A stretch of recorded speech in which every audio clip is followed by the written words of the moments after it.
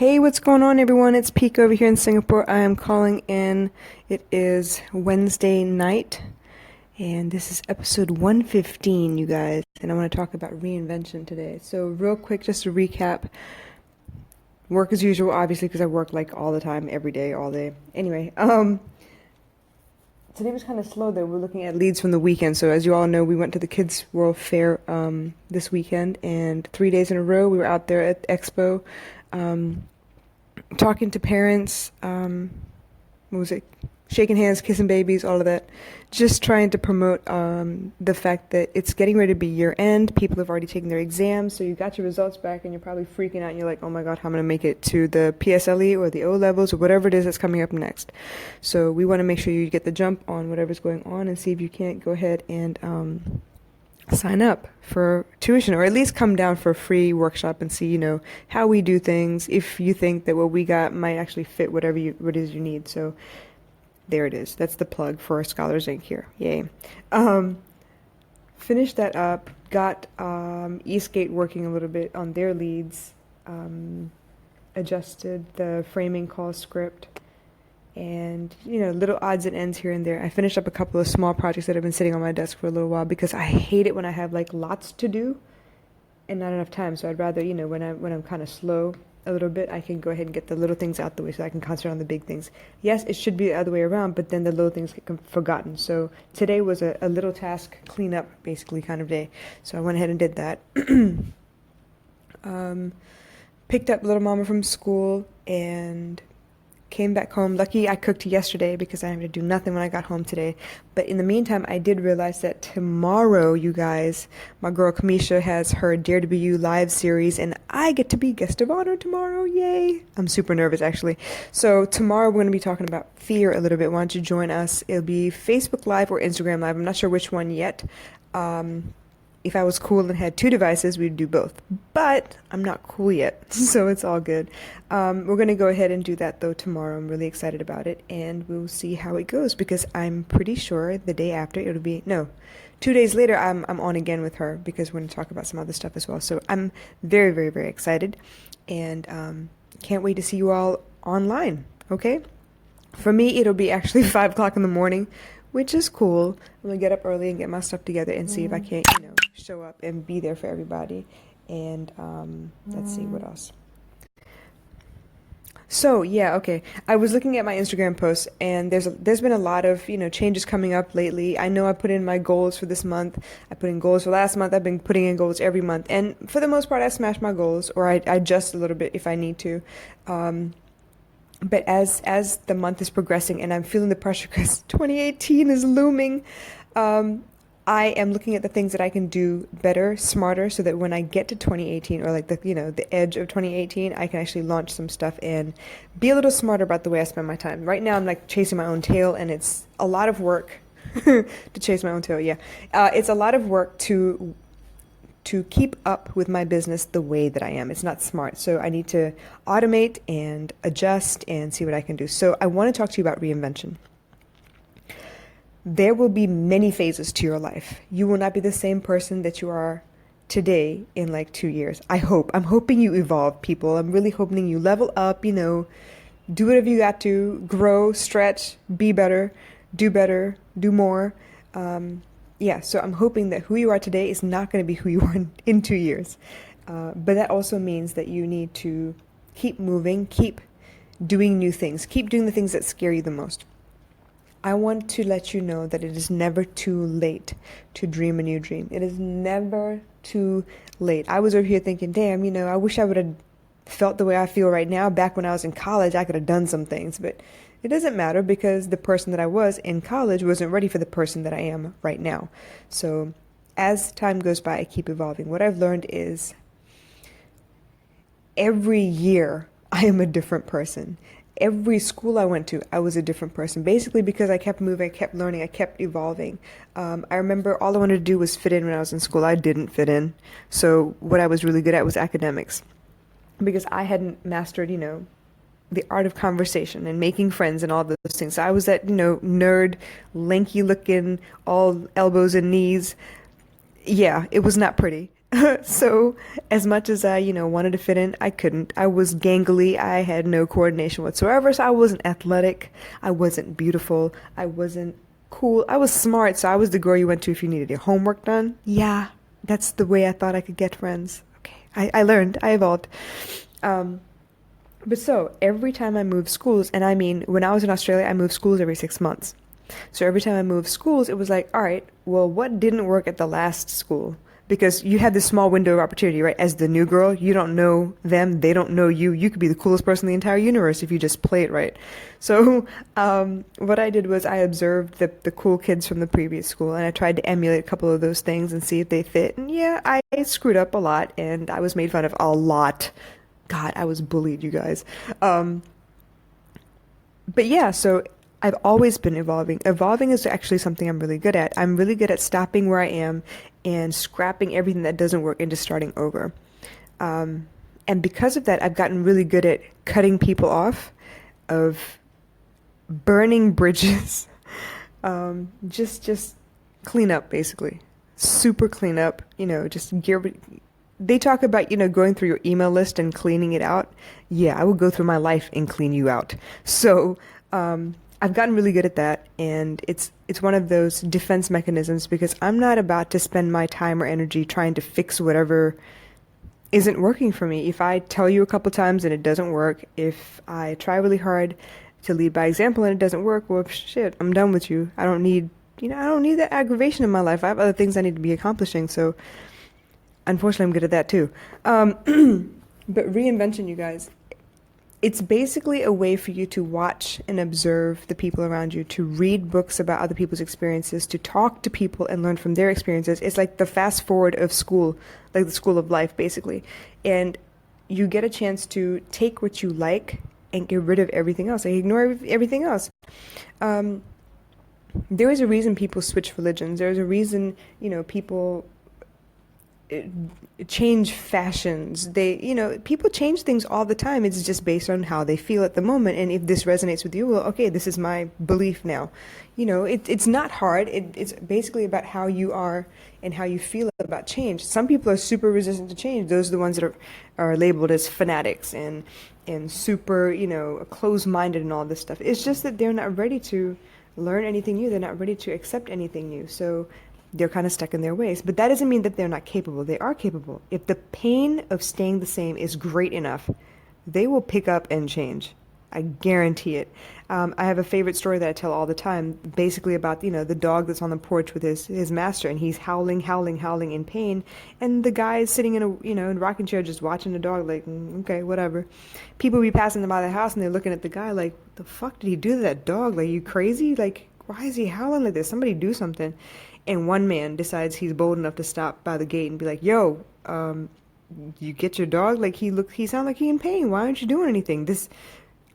It hurts me to hear him howl like this. And he goes, man, don't worry about him. He's like, no, no, no, seriously, he's howling. Come on, do you not see this? Do you not hear this? It's like painful to hear. And the guy was like, nah, seriously, don't worry about it, because this dog isn't laying on a nail. He knows it and I know it, and when it hurts him enough, he's gonna get up off of it. But until then, I guess he's just content to howl. And there are a lot of people like that, okay? It's not good, it's not bad, it just is. And if you have the guts to get up and change, then good on you. Just go ahead and do what you got to do. Don't ever think that you're stuck the way you are. You're never stuck. You are never stuck. It is a situation. You can change the way you think about it, and suddenly you're not stuck. As you know, I've been enrolled in the Robbins Madonna's training, and I see a lot of case studies where people really feel like, oh my God, I can't do anything about this situation I'm in, and I'm stuck, and I can't do this, and I can't do that. And I watched Tony Robbins talk to these people and ask really simple questions, and he doesn't take any crap from them, so he doesn't let them complain too long. He'll change their mindset. And basically, once you realize that, hey, this situation just is. There is no good about it, there's no bad about it, until I attach a feeling to that situation. So anything could happen. I mean, let me think. What could we use as an example? I know. All right. So, I mean, I lost it. I could I got it. Oh my gosh. So back in August, right, I was having trouble with the job that I was in, and I was upset. I wasn't feeling the job. I wasn't enjoying it. The person that I was working for was not the kind of person who uplifts you. She's the kind of person that likes to stand on you just because if she stands on you, she looks bigger. So, I was in a position where I was not happy with where I was working. I wasn't happy with the work I was doing. I wasn't happy with the person I was working for. But I refused to quit because obviously, single mom, I need an income. So when she threatened to fire me over something completely trivial that was not my fault, at first I took it as a bad thing. I was like, oh my God, this is terrible. I can't believe, how dare you, blah, blah, the whole how dare. And I wasn't, and this is not my fault. But what ended up happening was the more I thought about it, you know what, you've been complaining about coming to work every day. You've been complaining about the fact that you hate doing this work. You don't like the way she treats people or you. And, you just wanted a reason to get out. And guess what? That was the universe's way of giving me a way out. So once I realized that this was an opportunity for me to begin again, where I was no longer stuck. See, okay, the way I see work is basically before you apply for work, the world is your oyster. You could pick any one of a million different options. But once you decide what it is you want, it's kind of like you narrowed your view all the way down to like these few items or whatever, and suddenly you don't have all these options. Suddenly it's like, okay, this or this, which one? Pick, hurry up. So that's the part about choice that I don't like. But I mean, obviously I live in a very, matrix like world. I have to make a choice. I have to do something. I can't just sit around and pretend like, that I have all the choices in the world and all the time in the world too. So what started off as a bad thing turned into a great thing because I suddenly felt a weight lift off my shoulders because I didn't have to see this person anymore. I didn't have to do the 1,000,010 projects that she decided to throw on my table whenever she felt like it. I didn't have to deal with the way that it was disorganized. There was chaos. There was drama. It was always drama somewhere around it. So on the one hand, I was upset about the idea of no longer having a job. But then when I realized that I did not have that job and it opened up the possibilities for others, I felt a lot lighter. I felt a lot different about the situation. Another example in the same vein is my marriage. I chose the man I was with, obviously. I loved him. I was happy to be with him. I was happy to help out. I felt purpose because here was a single father with 2 children by 2 different moms, and the moms were giving him trouble, and he was having trouble, and he couldn't keep up. And I was like, you know what? I could definitely help that situation. I could definitely take care of those kids. I could definitely take care of him. I'd definitely make that into a family. This is exactly what the hell I did. I pulled everything together. I made everyone, come together under one roof. I made sure that they had 3 cooked meals a day. I made sure the house was clean, the clothes were clean. I dropped them, picked them up from school, like all that stuff, man. I took care of that because that's who I am. That's just who I am. I'm a mom. Ask any of my friends. Anytime we go out, I'm the mom. I'm like designated Dan. I make sure everybody gets home safe. But the point being, after a while, because things changed between us, because he evolved and I evolved, but we were no longer on the same frequency, I decided that this situation no longer served me, and I couldn't wrap my head around the fact that I was about to undo something that I had done. I was going to undo a promise that I made. Basically, I felt terrible about the situation because more than anything else, I was about to leave these 2 kids whom I had taken the time to get to know. I had to fight tooth and nail to make sure that I was accepted into their families, their mom's side of the families, to make sure that they trusted me enough to take care of them. So many things, I had so many rings of fire I had to jump through. And I got there and I had it made, man. The only thing I've ever wanted was to be that mom where my kids could stay home and bring their friends over to our house so I know where the kids are and I know who their friends are. They all feel comfortable. I don't mind feeding the entire neighborhood if I have to, but that's the kind of mom I wanted to be. And I got that. I did that. I made sure that happened. But here I was in a situation where I could no longer be in that house. I was no longer myself. I was a shadow of myself. I had actually disintegrated into almost nothingness. I was down to about 98 pounds. Okay, for a grown-ass woman to be 98 pounds, that is no joke. That is not funny. It's not cute. I was miserable. I was depressed. I was sick. I was very, very sick. And to have a baby on my hip at the same time, not the best situation at all. So I was no longer in a position where this this situation served me, and I didn't feel like I was doing the best that I could because I can't serve from an empty vessel. I can try, but it's not going to be my best work. I can't say that I'm proud of the way I treat people at that point. So a lot of things suffered, but I decided that I could change my point of view. Even though I was in a situation where, I felt terrible about leaving, I felt terrible about stopping halfway through, I didn't see it through, there was no way that I could reconcile, and I tried everything. I tried being quiet and not saying things that came to mind. I tried apologizing because it takes two hands to clap, right? So obviously he's not the only problem. I'm part of the problem too. So whatever I thought that I had done wrong, I apologize for. I apologize first because you know what? The relationship is more important than anything else. But somehow or another, it still didn't work. Okay?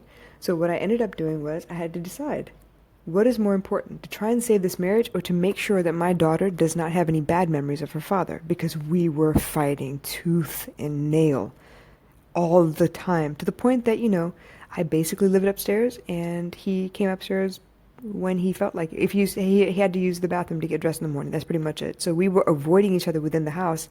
So obviously the kids could feel it. It wasn't ideal, and I didn't want the kids to go through that. They'd seen and lived through so much already. So I made the decision. And once I made that decision, suddenly the whole world opened up to me because I had other options now. It's not that I wanted to go jump into bed with somebody else. It's not that I wanted another husband right away or anything. Man, I've been single for 4 years, okay? I'm not looking for anybody. I wasn't looking for anybody. And I think up until, I don't know, June, July of this year, my aunt was still trying to hook me up with people and marry me off and stuff. And I was like, look, I don't want any man anywhere near me because I'm not in the mood to deal with any of this. I'm happy being by myself. I understand what it takes to, take care of everything by myself. Now, on a deeper level, yeah, of course. I don't want to be Superwoman every day. I would love for someone to be able to give me a break so that we could just be human for a little while. But that time will come too, one day, maybe. I don't know. But that's not the point. I made the choice to reinvent myself. I made the choice to pick myself up and dust myself off and change the things that I didn't like about myself. I had to find a way to see myself as beautiful again so that I would do the things that would make me feel better. Do the things that, like eat. You guys, when I'm stressed out, I don't eat. I don't eat because I have no appetite. Nothing tastes good. It's like eating sand. That's the way I feel about it. So I had a lot of things I had to change because guess what? Baby girl was watching every step of the way. And she could feel when I was feeling upset. She could feel when I was not myself. And she tried everything she could. She used to try and crawl up into my arms and just sit there and watch TV with me. And I was in this brooding, it was terrible. I hated it. But for about 6 months straight, I just didn't come out the room. I binge watched Scandal, if that gives you any idea of where I was in life. I was not happy, you guys. So I had to change. I had to decide consciously to change. And that's what I'm trying to tell you. You can reinvent yourself at any time, on any day. And right now, if you were to ask me who I am and how I feel about myself, yeah, I like who I am. There are a lot of titles that go with my name. I am a mother, I'm a sister, I'm a daughter, all these things. But that's not who I am. And who I am varies on a daily basis. Some days I'm a little punk rock. Some days I'm a little country. Most days, I'm an A.R. Rahman girl. I mean, it just depends. Seriously, if I had a choice to wear a sari over like a pantsuit to work, I would choose a sari because I'm weird. If I had to choose between, I don't know, combat boots and 6-inch, or well, not 6-inch, I would never wear 16-inch heels, 3.5-inch heels, I would choose combat boots. If I could choose between wearing shoes and going barefoot, I would choose being barefoot. Okay, so obviously on any given day, I could be any part of myself. I could bring out whatever character that day suits the mood and the weather outside and just be that for the day. And that's how I empower myself. That's how I refresh, basically. It's the way I refresh myself.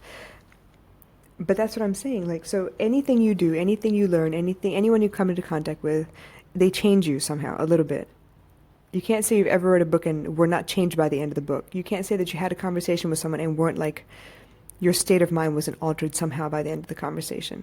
So all of those things, you take them with you. All of those things affect you somehow. All of those things are beautiful and happen in a timely manner where it's exactly what you need, exactly when you need it, whether you realize it or not.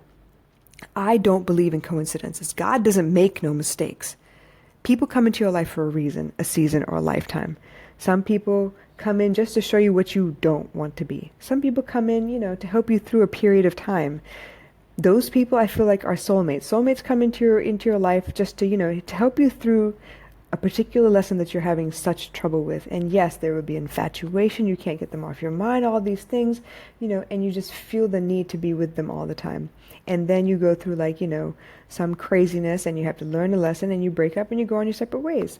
So in my experience, you have many soulmates. They could be friends, they could be lovers, they could be people that you work for. I've had people that I was drawn to, and I happened to be, you know, happened to work under them, and they brought out the best in me.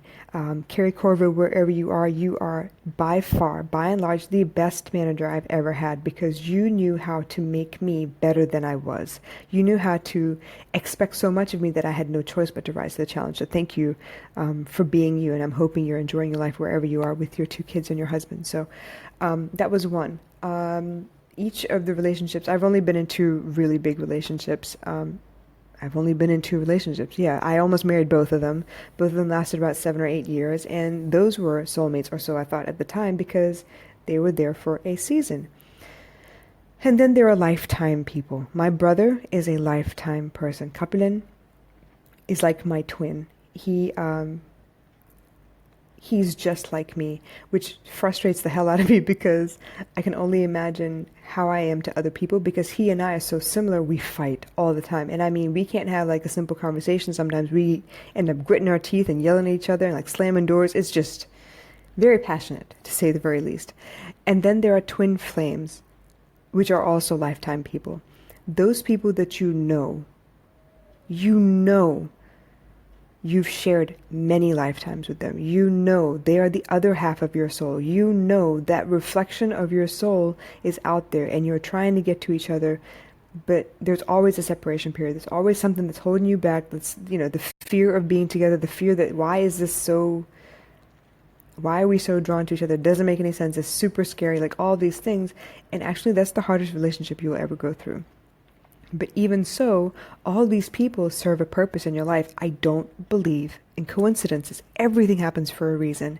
Honestly speaking, 3-4 years ago, on a whim, I flew out to London because I was trying to promote a particular DJ who was, he had such talent, and I wanted to, bring him out to Asia and give him a couple of free gigs so I could just put his name out there and he could, say, yeah, I played in Singapore or whatever. But obviously his agent got in the way and told him that, he needs to be paid for every last bit of everything. And yeah, he was trying to take me to the cleaner, so I just had to let that go. But in the meantime, I was invited by the person that had employed him for a New Year's Eve party. Got to meet this guy, really great guy. He's still doing his thing out in London. Raj, Anna, wherever you are, I hope you're doing really, really well. And through him and a couple of his buddies, we actually started a record company 4 years ago. What do I know about music? Nothing, besides, how to sing and maybe how to dance. Anyway, little did I know that the people I met then would be relevant today. Because Ninja, wherever you are, he actually reached out to me and asked me to find some talent for him, and I reached out and found some talent, and we're still working on some stuff. So, I mean, nothing happens by chance. All these people serve a purpose. That's the reason you will always remember certain people's names. They serve a purpose in your life. With these purposes come real life lessons, a lot of things that you need to change, things that you need to level up for, things that you need to leave behind because they no longer serve you. So don't ever be afraid of change. It's the only constant in life. The fact that you're going to die one day and the fact that you are going to have to change whether you like it or not are the 2 things you can definitely bet on every day, all day.